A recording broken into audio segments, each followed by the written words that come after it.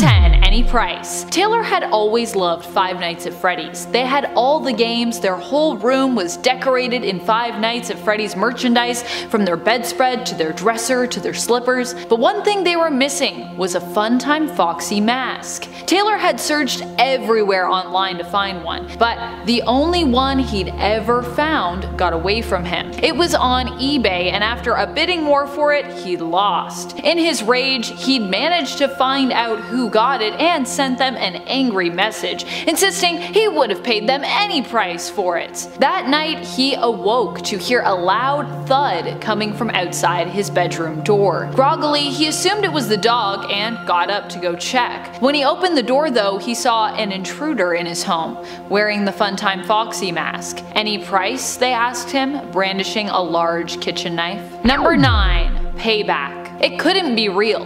Funtime Foxy and the others had been locked away for so long. How could this be true? How could they be here? But the purple decaying body before him spoke with a collection of voices. Funtime Foxy is among them. You abandoned us, they said, and now you will pay. And friends, if you are loving this list and you love creepypastas and you want some more creepypastas, be sure to let us know by giving this video a thumbs up. And share your creepypastas in the comments below. I love reading creepypastas. They're fantastic. Such a fun exchange of creative writing. Number 8. Elizabeth's friends. Elizabeth loved to come to work with her dad. There were always so many fun new friends to meet. There was Funtime Freddy and Ballora, and today he was making someone new. After this new friend was made, he promised to make an animatronic just for her. She played in the metallic halls, each hop as she played with her skip ball reverberating off its walls. She started to sing a little song and was delighted when she heard Ballora's voice from her gallery join in, and then Freddy began to join in as well. From there, she heard a new voice. She continued to sing and followed it to her father's laboratory. There she saw a new friend, a pink and white fox. Meet Funtime Foxy, her father said. As Funtime Foxy blinked its eyes open for the first time, it smiled at her. She smiled back. Then it looked at its surroundings, her father, and its expression changed. It seemed angry. You have imprisoned us, it said. It reached out and began to choke her father with its strong metal fingers. She watched as his body shook and spasmed. He was gesturing towards something. Elizabeth knew what, but she shook her head, her eyes wide. There was no other way though, she knew. She smashed the button on the podium with her fist. She was sad when Funtime Foxy collapsed to the ground, having been shocked. Somewhere inside her, she knew this was her legacy, and it made her scared. Number 7. All of Us. Sophie had just graduated school and was looking for a summer job to occupy her and help her pay her living costs during her final summer before setting out to look for something in her field in the fall. As she scoured the wanted ad, she noticed a job looking for a nighttime security guard that appeared to be part of Fazbear Entertainment and involved work in an underground facility where animatronics were held. She immediately got excited and was even prepared to make sure she went and got all the prerequisites needed before applying. However, she was confused but happy to see that there were none. The ad read no experience needed. She was the only applicant apparently, so Sophie ended up being hired. On the first day of her job, nothing much happened. On the second day, she noticed some of the animatronics holding areas had become open, but she managed to secure them again before the animatronics wandered off. On the third night, Funtime Foxy's holding area became unlocked, but when she went in to secure it and check in, Foxy was nowhere to be found. As she searched the room, she heard from above, "This is for all of us." She looked up, but could only see darkness squinting in the dim-lit room. She shined her flashlight up towards the ceiling, but did not have time to do anything else as Mangle's face, dripping with blood, greeted her. The animatronic jumped down, mauling her. Number 6. They're here. Josh was young when he discovered Five Nights at Freddy's. At first it scared him, but eventually he came to love the franchise, even going so far as to draw his favorite characters. He tended to draw Funtime Foxy a lot, but every time he drew Funtime Foxy, his older sister noticed that it appeared as though the animatronic was getting closer and closer in each picture. One night his sister came home to find Josh frantically coloring a page of paper light pink with a line down the middle. "Where's Foxy?" she asked Josh, admiring his work. He looked up at her with tired eyes. He didn't say anything, but merely looked down at the page and pointed. "That doesn't look like Funtime Foxy," his sister replied. Josh said one word. close. The lights went out. The room was pitch black. As both Josh and his sister scrambled to get to the lights, Josh reached out and felt a cold, metallic foot. Number 5. Perfect match. Funtime Foxy loomed over the body, looking down at it, hands still dripping with blood. Foxy turned off the recording system within, set it to rewind, and then hit replay. The sounds of screaming came from its voice box. Internally, Foxy pushed pause abruptly, and then tested out this newly saved voice for itself. "Hello, it's me, Jim," they said. The voice they spoke with was a perfect match for their victims. Number 4. I See You. Funtime Foxy has always been my favorite animatronic from Freddy's, so I was very excited when I was at the store with my mom and I saw a new toy on the shelf that was Funtime Foxy themed that I had never seen before. It was almost retro in terms of its appearance, and yet the make and packaging made it look brand new. It was one of those toys that you'd pull the string on and it would launch the figure up into the air. In this case, Funtime Foxy, or as it said on the box, your pal Flying Funtime Foxy. I begged my mom to get it, and because I had recently done well on a test at school, she got it for me. At home, I quickly unpackaged it and took it to my room to play with. Nervously, I held the end of the ripcord, pulling gently towards myself and launching it into the sky. However, once it was up there, it continued to spin with its arms outstretched, not seeming to want to come down. I chased it around my room, calling its name, but it always managed to dart just out of my reach. "I see you," it said, smiling down at me, before flying out of the window. I was sad and confused for a moment, until from the other room, I heard my mom scream. Number 3. Welcome to the party. I had always wanted to go to Freddy Fazbear's Pizzeria, and now my dreams were finally coming true. It was my birthday, and Freddy's also happened to be celebrating its anniversary on the same day, with an unveiling of a new animatronic. Halfway through my birthday, we made our way to the stage for the unveiling. There was a giant pink sheet under the bright spotlight, and Freddy came on. He swiftly pulled it off to reveal an animatronic that he said was called Funtime Foxy. "Everyone say hi to my new friend Funtime Foxy," Freddy chortled. We all smiled and shouted back,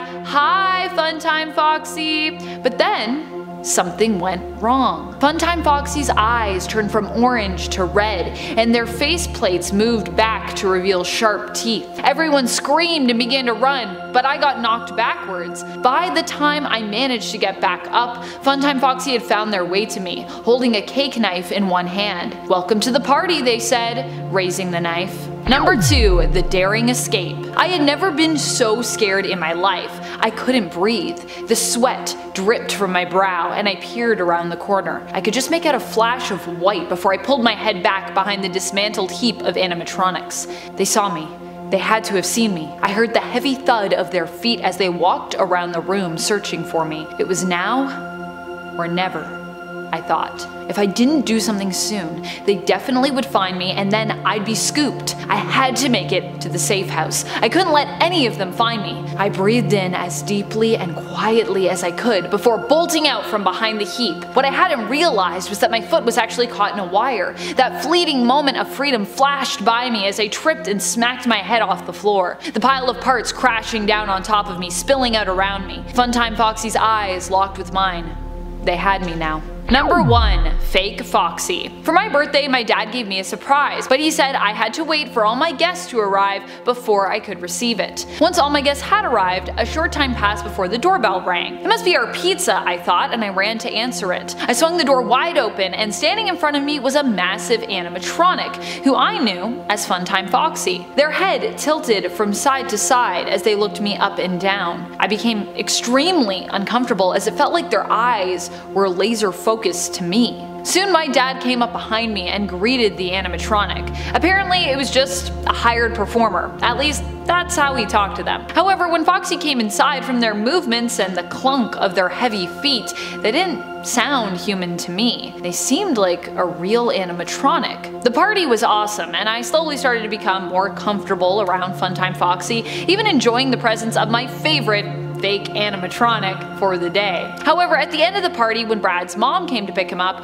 we couldn't find him anywhere. We also couldn't find Foxy, who had apparently left without saying goodbye or without getting paid, according to my dad. All we did find was a bit of blood on the backyard fence. And at 10, the secret level. The Christmas update for FNAF Help Wanted's flat mode was something interesting. It created a new era in the pizza party minigame that you had to go to instead of ending the game. Everyone was making videos about this new, never before seen location, and I was excited to check it out for myself. That was a big mistake. I get to the back room in the pizza party minigame once again, and this time look to the right where I see a new door open up. I click it and the screen goes black. But when I can see, the level is nothing like what it was shown on YouTube. Maybe they had a YouTube safe version, maybe Scott sent them a copy with another room, maybe they were planning it all in unison, but my god, this was horrific. It was still outside that coming soon billboard like the original, but this time it was like a meet Santa kind of thing too.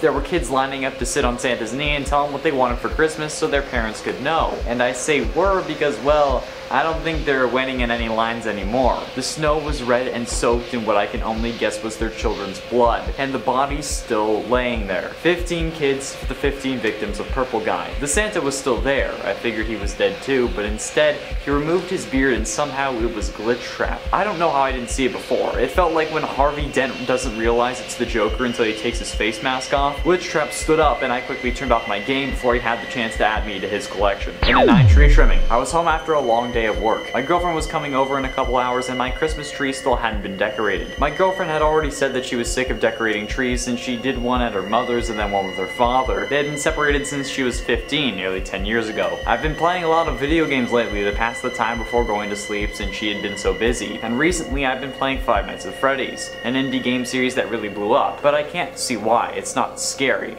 At least, I didn't think I was scared. As I started putting my silver and blue ornament balls on the tree, something I plan to sign into conversation later, I thought I saw something standing behind me in the reflection of the blue one. I spun around and there was nobody behind me. I put a silver one up and I think I see something again, but this time I saw it properly. It looks like a giant chicken with arms and legs holding a cupcake? It was looking at me from my closet. I turned around and the door was closed. I went to check inside, but when I opened the door, there was nothing. I checked the reflection and it also had nothing in the closet anymore. I figured I was just hallucinating since I was tired and had been playing that game so much. But then I heard the closet door slam. I called my girlfriend and told her not to come. It's now 5 AM and I just need to wait until the sun comes up. And an A+ trap. I love the Five Nights at Freddy's series. I've been a fan since the first game and I love the series even more every time a new game comes out. I have them all and I love playing them, especially at night in a dark room on weekends when I don't have school. For Christmas, the only thing I wanted was a plush trap doll, a character from FNAF 4 that really creeped the hell out of me. He was like a smaller version of Springtrap, and there was this Etsy shop that described their dolls as faithful recreations, so I asked my parents for that and only that since it was fairly expensive. Luckily I was able to get the doll as well as a couple other things for Christmas, which was a nice surprise for me. But for the rest of the day I was running around playing with that doll. At the time I didn't realize what a big mistake I had made, but that Etsy shop wasn't lying when they said faithful recreation, although they should have included the whole moving in your sleep thing. He only moved a little the first few nights, slumping over and falling off the chair, but after that it got freaky. He would climb onto the bookshelf or on the top of my dresser,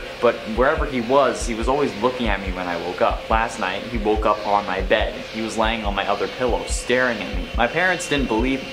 Joked that that's what the faithful recreation meant, but now I'm terrified. I've painted a red X on the floor, and I hope that I can stop him on it. And at 7, VR. The FNAF VR Christmas update didn't really change the gameplay. It fixed some bugs and added some decorations, but the gameplay was the same. Some places didn't even have the new decorations, like the night terrors for example. I don't know why a kid would want to decorate his room for Christmas, but hey, I'm not the one to judge. Especially if that kid is meant to be in a coma. But for some reason, the animatronics were dressed up. They were wearing Santa hats and left footprints of snow behind like they had just gone outside. This makes them easier to track, but they were also quick, like a kid waking up their parents at 5 AM on Christmas morning quick. They had no regard for the amount of time it takes to get to the other hallway. As soon as they were gone, boom, they were on the other side. I don't know how they thought this would be possible, especially with Nightmare Fredbear. Fredbear was wearing a full Santa outfit, with the coat, the boots, the hat, everything. Maybe it was supposed to be comforting, but I was never able to survive until even 2 a.m., let alone 6. Santa Fredbear is now my sleep paralysis demon. And at 6, the joy of Christmas. It's an early night on Christmas Eve. I was sitting in my living room watching my favorite Christmas movies from when I was growing up. The Santa Claus, Home Alone 1 and 2, Frosty the Snowman, The Year Without a Santa Claus,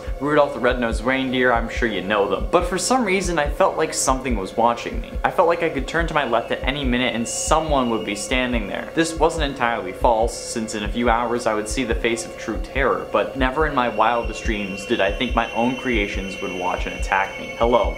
My name is Scott Coffin. You may know me as the creator of the Five Nights at Freddy's series, but this isn't an update, this is a goodbye. You see, a few hours after finishing the Santa Claus with my family, they went to bed, eager for Santa to bring them a bountiful harvest of gifts. But as I placed them down under the tree, I look to my left and see a big purple foot, as clear as day. I knew that foot. It kept me up constantly while I was making the first game. It was meant to be blue, but the lighting made it look weird. Bonnie. I stand and see the others are not too far behind. They look mangled, destroyed, as if they had to climb through hell itself in order to escape the game world. When the other 3 arrive, Bonnie breaks the window and they pile in. They knew this house as well as I did. I guess they were created by me, so it makes sense. I quickly barricade my children's room in a futile attempt to save them from the unhindered wrath of my creation, but I know they're safe. They're here for me. Alright, doing number 5, Twisted Christmas. I was out late playing with my sister. Well, it wasn't really that late. It was 9 p.m. and we were still sledding. We eventually fall off the sled and stand up. My sister threw a snowball at me, so of course we had a full-out battle. I couldn't just let her do that. But that's when the snow started moving. We ran on top of the hill to get a better view, and some patches of snow had started shaking as if they were alive. Eventually the snow falls and we see what's really going on. Robots climb out of the holes in the ground like a horror movie. They were old and rusted, like they hadn't been out of the ground in 40 years. They were moving slowly since they were old and cold, but there were many. A bear, a fox, a wolf, and what I think is supposed to be a rabbit. They were horrifying. And then they saw us. They all looked at us in unison. These things were like zombies with the way they came at us slowly. My sister was terrified, too scared to move, so I did the only sensible thing. Grabbed her, the sled, and ran. I ran past the school whose hill we were using and the robots were long gone, but that wasn't gonna stop me. I kept running as fast as I can all the way home. When I got there, I noticed that I had the sled, but not my sister. I swore I grabbed her. Where the hell did she go? It had 4 houses on the hill. There was 1 house left on Santa's Christmas route. It was alone on a hill in the middle of what seemed like nowhere. There was an old rundown barn in the distance at the bottom of the hill, but other than that and a driveway, there wasn't really anything else. This was the last one, the Aftons. Michael had been naughty, so he was getting coal. However, his little brother had been through so much. Santa lands on the roof and climbs down the chimney, but this was a longer climb than usual. When he gets out, he seems to be in the basement, surrounded by robot parts in a giant vat of some boiling liquid. It looked like hot metal, but Santa could feel something else coming from it. It felt like the metal was crying. He was about to turn around when he heard the click of a shotgun. "Who are you and what are you doing down here?" a deep voice said. "Haven't you ever heard of Santa Claus, William?" Santa said. "Put the gun down and let me go." William started lowering the gun. Bang! Shot Santa. Getting close to the end into number 3, presents. My dad and stepmom were weird. They always had some quirk that they had to include in the Christmas gifts, whether it be wrapping boxes in boxes, or if it be wrapping the gift multiple times with different wrapping papers only to watch us and get a chuckle every Christmas morning. This year they chose to put everything in those wind-up boxes that's like a mini jump scare. Like the ones that play Pop Goes the Weasel and shoot out a clown. They said that they replaced the clowns and that if we wanted our presents we'd have to work for it. One of them also still contained a clown, and if we found that, then we'd get an extra special present. My brother and I went through all the different boxes trying to find the clown. I opened 4 and he opened 3 before he found it. When he found it, my dad brought out an extra big box. It wasn't gigantic or anything, but it was around 50% bigger than the others. He said that we had to open it together, so that's what we did. Dun dun dun dun dun dun dun dun dun dun dun. As soon as it popped out, it jumped at us. This weird decaying doll that looked like a malformed rabbit. My brother and I ran scared, but it grabbed his leg and started clawing at it, drawing blood and making him scream. Eventually he stopped, and then it was on to me. As I lay there, bloody and dying, I looked up to see my father bring in 2 more robots, aside from the one that was our stepmom, one with a golden head and the other with orange pigtails. I never understood why he was so obsessed with those things, but I guess that's what I get for being an Afton. And a 2, winner winner. 'Twas the night before Christmas. The whole gang was gathered, the bunny, the fox, and even the mallard. With the stockings hung by the chimney with care, we were in the home of Freddy Fazbear. The pizzeria was silent, as quiet as ever. They had but one chance for a final endeavor. They grabbed at the chicken so fast and so quick, they put her in the oven and cooked up the chick. When she was done, oh it was so tasty, they ate Chica fast, and they had to be hasty. For the security guard with his new badge was due. He had been working there for about a day or two. He arrived on the scene to find such a cluster, so the animatronics gathered all the strength they could muster. He ran to his room, he shut the doors hard. Let's go back to the stage and play the off card. They returned to their station and stood very still. He opened the doors and thought he was safe until they came at him with frivolous force. He was there for 5 nights, then ran as fast as a horse. Finally, in at number 1, Puppet. It was Christmas Eve. I was so excited I couldn't sleep. I was lying in bed until I could fall asleep, but no matter what, I couldn't. Eventually, I heard footsteps on the roof. Santa was here! I had to fall asleep quickly, otherwise he would leave. I quickly shut my eyes, but as I do, I feel a hand on my shoulder. I look up and I see what I think is a puppet. It had no eyes, red cheeks, and purple streaks down its face. It motioned for me to follow it. I figured it was trying to help me see Santa, so I did. We get down to the living room and I look to the tree. No Santa. I get upset because he must have left, but I hear something in the chimney. I jump for joy, but the puppet moves in front of me. As I look around to see Santa, something else comes down the chimney. It looks old and torn and dirty, like it had just dug itself out of a grave. It looked like a wolf, but bigger and scarier. The puppet moved me back, getting me out of the way, and motioned for me to run out the door. I didn't know what to do, at least until the giant fox came bursting through my back window, carrying the body of my father, who was dressed in a Santa costume. I closed my eyes, then everything went cold. In at 10, Henry. My name is Henry, and I recently went into business with a longtime friend named William. We bought the rights to this character named Fredbear and rebranded into a pizzeria with arcade games and singing animatronics. He is the business end and I am the creative end. My creations were supposed to help kids, but now they've seemingly been warped, molded into something else entirely. The police said that they can't help me, but I know what Afton has been doing. He's trying to take children away from their families, but not before doing unspeakable things. I tried to buy him out yesterday, used the shotgun clause in our contract, but he was able to outbid me. Now he owns the company and I'm stuck here with nothing. My daughter keeps trying to go, saying even if I don't own the company, she still loves what I made. But I know what he will do if he finds her. I've banned her from going, but still added a secret part to her favorite bracelet. That makes sure our security protocols focus on her. It sounds selfish, I know, but wouldn't you do anything to save your kid? Why is there someone knocking? This isn't good. We need to leave. Where's my daughter?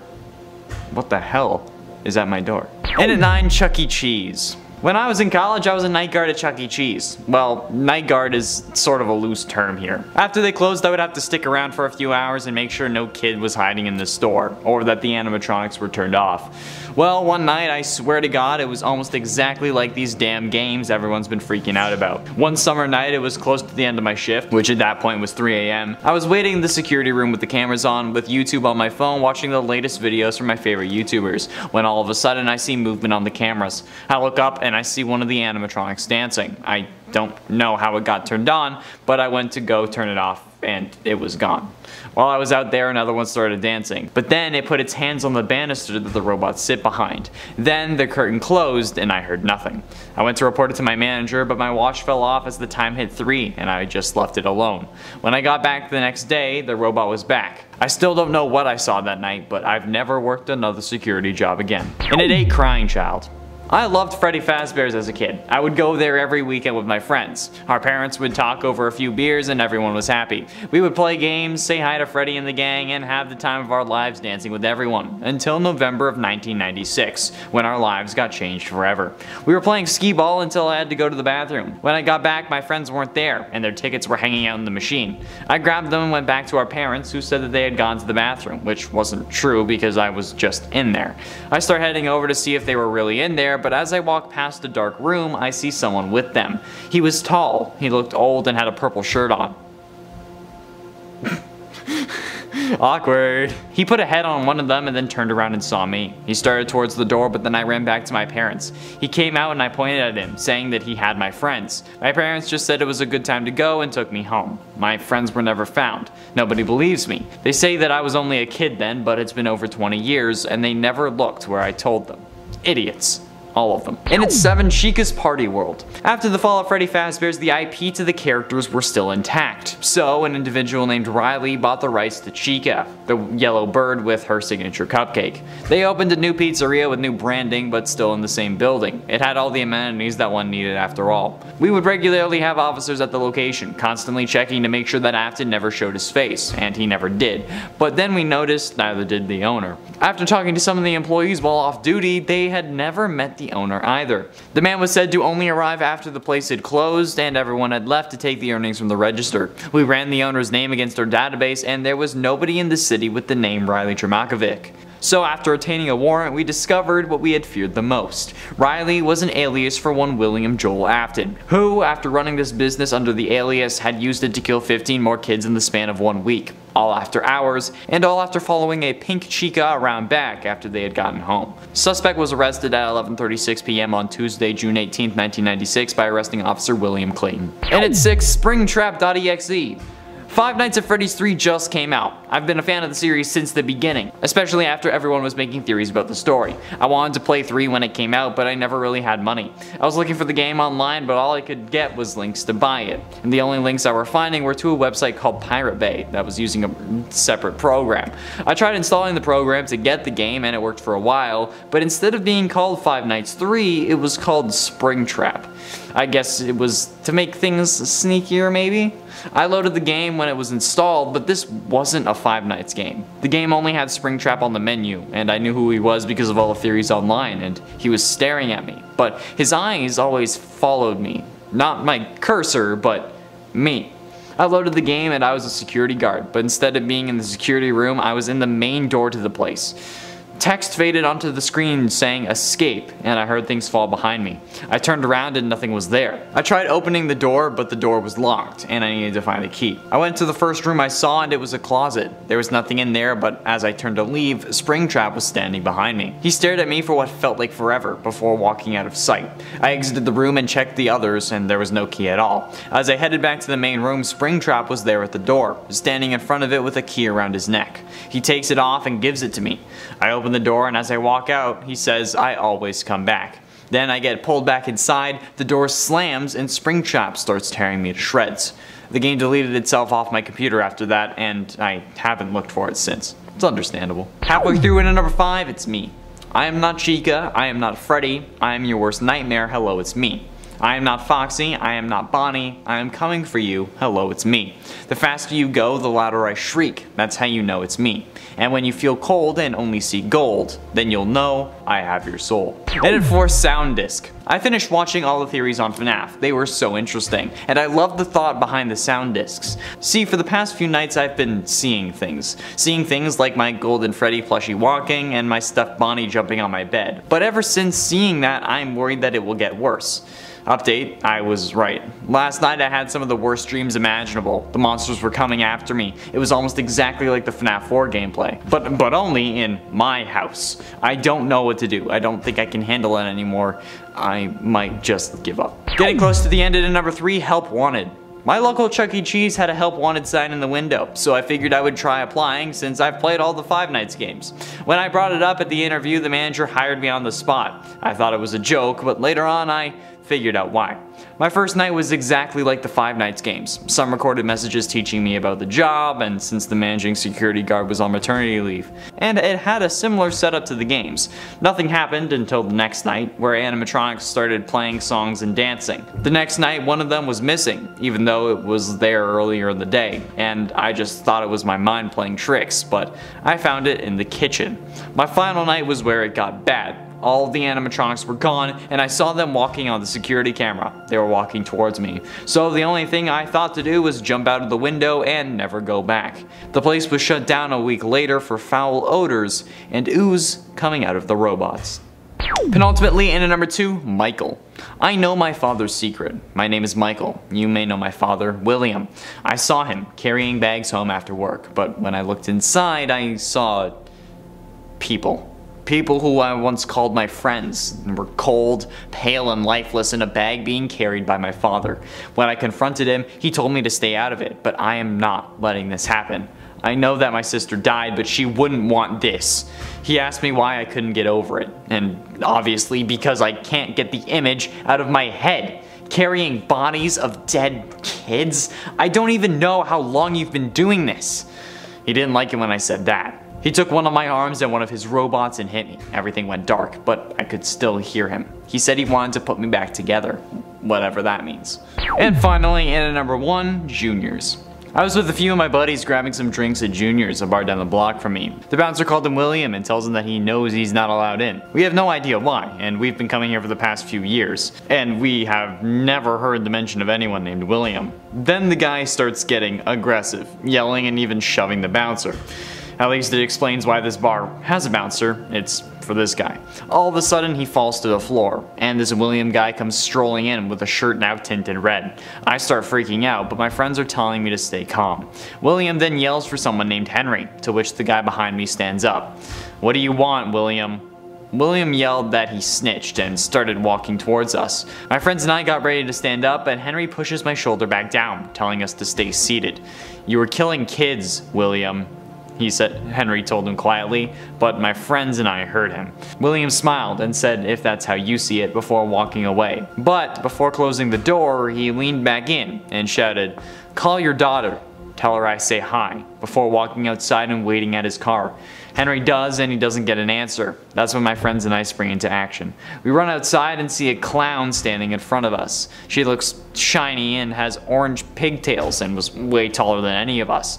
I heard the sound of metal on metal, but then everything went black. Number 10, one of a kind. This story happened to a friend of mine. Todd had always been a big FNAF fan, so when I was invited to his birthday, I found a Foxy plushie online and asked my dad if he would buy it for him. He agreed, and I gave it to him as a present. The odd thing was, when I was looking online, the only quantity for the plushie was 1, and the description read, "one of a kind." The next day after Todd's birthday, I sent him a text seeing if he wanted to come over and play video games with me on my Xbox, but he didn't answer. I went to his house just down the street after dinner to invite him, but his house was gone. In its place was a restaurant that appeared to be under construction. Number 9, Freddy plushie. My teenage son is a huge fan of FNAF, so I bought him a Freddy plushie. He fell in love with it, proving that if the theme is right, I guess, you're never too old for a plushie. However, at night, I noticed that the plushie was moving through the house. I often wake up in the middle of the night with it on my bed. Sometimes I wake up and it seems like my room isn't even my room, but is actually Freddy Fazbear's Pizza. One night I woke up from what I thought was a nightmare, where I was being stuffed into a giant life-sized Freddy plushie, except that there was fluff stuffing in my mouth when I woke up. I made my son burn the plushie after that. Number 8, hide and seek. Sarah and Lisa loved playing hide and seek, despite the fact that they both knew it was pretty childish. They were also both big fans of the FNAF series. They both took turns when playing together as to who was it, and even played a themed game of hide and seek at recess sometimes, where one of them would be the animatronics and one would be the night security guard, playing like a FNAF themed hide and seek. One time when they were playing at recess, Sarah hid inside a hollowed bush from Lisa, who was playing as the animatronic. This time around, Sarah closed her eyes while she was hiding, but when she did, she found herself transported into Freddy's security room. She felt a hand on one shoulder. She turned around and opened her eyes, but instead of Lisa, it was Nightmare Freddy jump scaring her. Number 7, Night 8. My friend Eric told me this story, but I'm not sure if it's true. Apparently there's a glitch in his original FNAF game where you can access a bonus night, which he calls Night 8. Rather than being custom, it's a night where you're actually monitoring outside the restaurant by walking around and basically guarding the perimeter, while leaving the animatronics locked inside so they can't escape. The weird thing is, he said when he checked out his mobile tablet his character carried around outside, he noticed them calling his own name on the security feed. "Eric, why did you leave us?" they asked. "Eric, why don't you come back inside and play?" Eric is really good at FNAF, but this new level threw him for a loop, and one animatronic, Bonnie, somehow escaped the building. Just then the game froze and his computer started to power down. He heard his doorbell ring and a ghostly voice emanated from his computer speaker, telling him to answer the door and to come and play. Number 6. The Mysterious Restaurant. This is a true story. Chuck E. Cheese's has always been one of my favorite places to go. So when I got to pick where the family went this weekend for our family outing, you can bet that I picked Chuck E. Cheese. But when we got there, the restaurant looked different. It had been rebranded as Freddy Fazbear's Pizza. The animatronics inside were all different as well. My sister seemed to really like one named Chica, a chicken with a bib on her and a cupcake in her hand. The last time I saw my sister, she was holding Chica's hand and walking away.